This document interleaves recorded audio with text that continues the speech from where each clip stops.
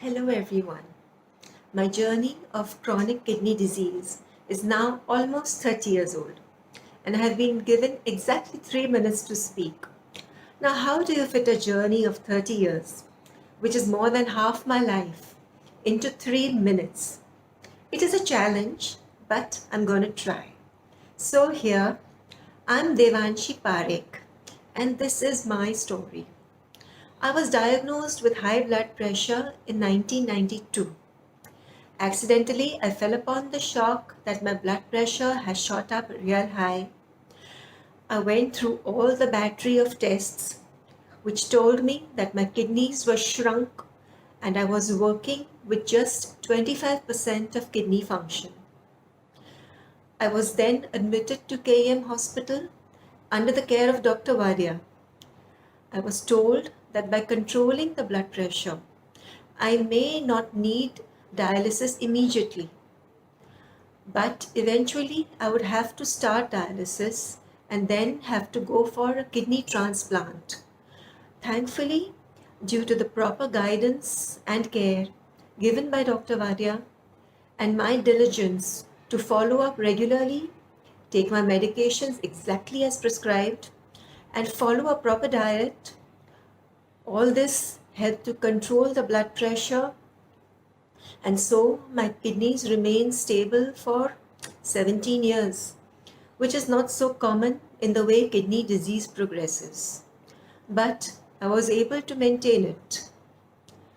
So 17 years on medication got me kind of into a comfort zone that life could probably go on smoothly this way. Of course, things don't remain as they are, and I had been woken out of my reverie when my creatinine started shooting up in 2007. Dr. Varia started raising the red flags, preparing me as to what we had to do next. I had to get a fistula done on my wrist in order to prepare for hemodialysis. Then in 2009, I had to start dialysis. The fistula on my wrist failed after just 7 dialysis.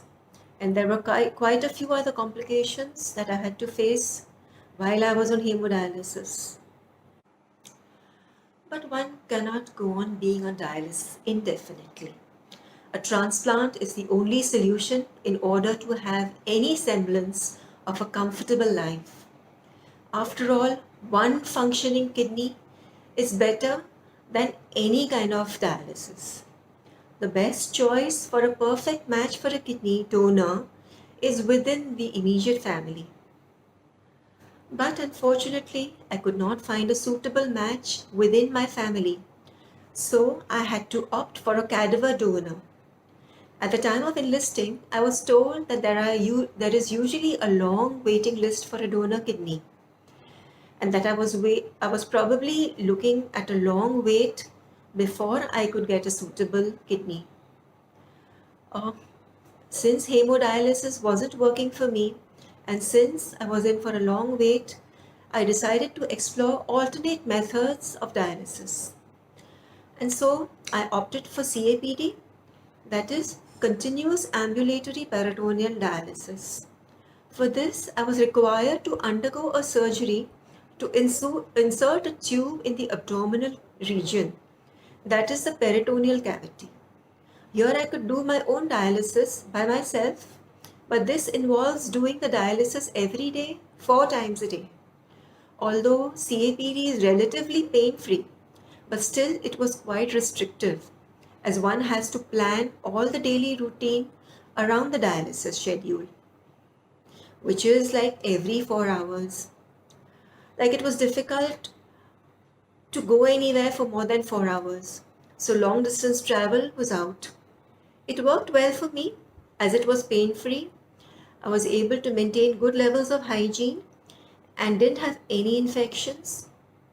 So I managed well on CAPD for 6 years. Then in August 2015 came the turning point when I got a call from the KEM hospital that a compatible cadaver kidney was available and the parameters were matching to mine. And if I was ready, they would do the transplant the next day.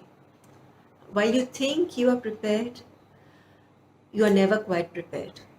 My utmost faith in Dr. Vadia and his team was now for more than 20 years, so there was no question of any kind of hesitation.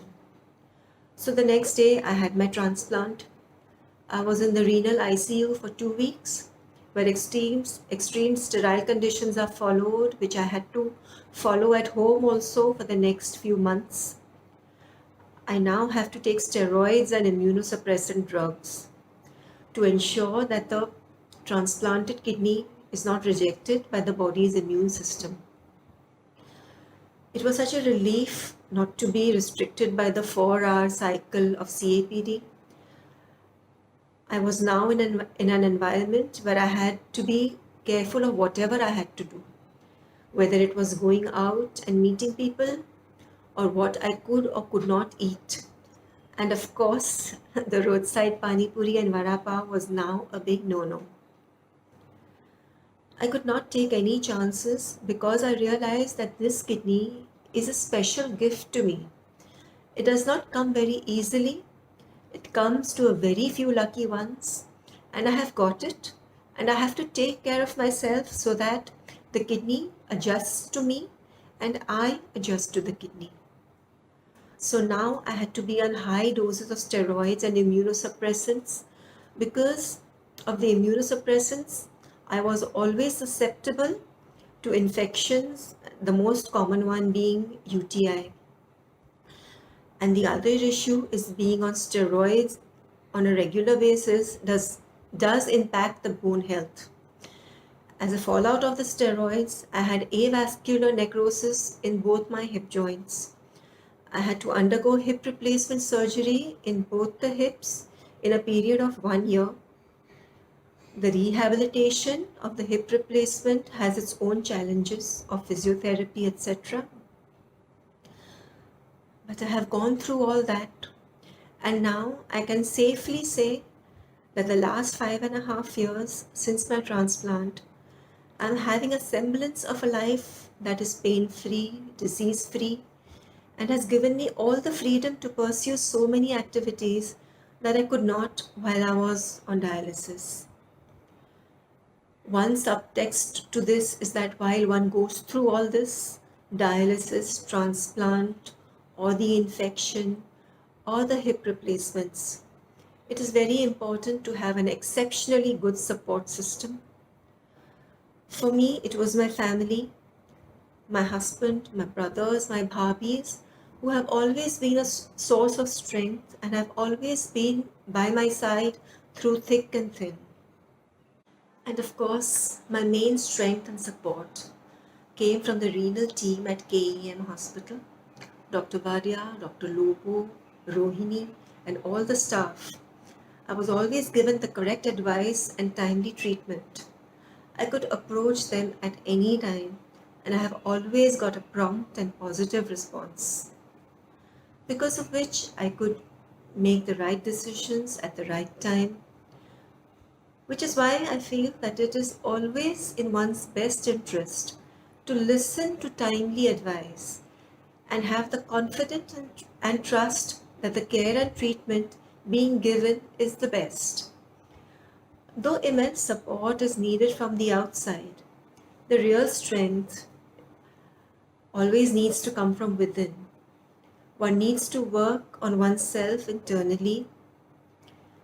I have searched deep down for my source of strength, and I have found it in meditation, pranayam, Sudarshan Kriya. It has helped to make me centered and anchored in myself, and has helped me in this journey of mine where I can proudly say that I am a confident, healthy, and a happy person. Thank you so much, and best wishes to all of you on the World Kidney Day.